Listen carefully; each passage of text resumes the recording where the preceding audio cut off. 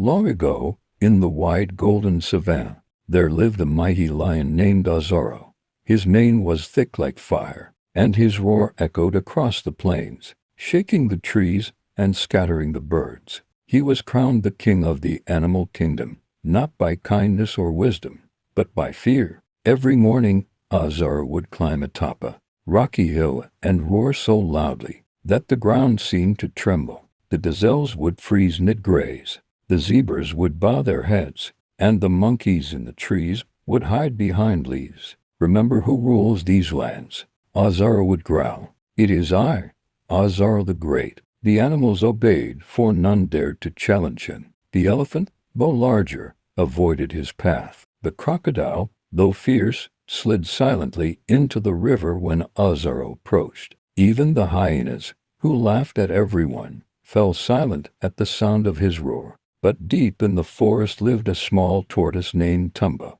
Tumba was not strong, nor fast, nor fierce, yet he was wise. He noticed how the animals grew weaker each day, not because of hunger, but because of fear. They spent more time trembling than living. One evening, when the sun painted the sky red, Tumba slowly made his way to the lion's hill. The animals gasped. "Where is that tiny creature going?" whispered the antelope. "He will be eaten," muttered the hare. But Tumba did not stop. He crawled up the rocky hill until he stood before the mighty lion. Azaro snarled, "Who dares come before me without bowing?" "I am Tumba," said the tortoise calmly. "I come to speak, not to bow." The animals gasped again. The lion's eyes burned like fire. "You dare stand before me without fear? I am the king." Tumba tucked his head into his shell and replied, "A true king does not need to shout every day to remind his people who he is. If you were truly great,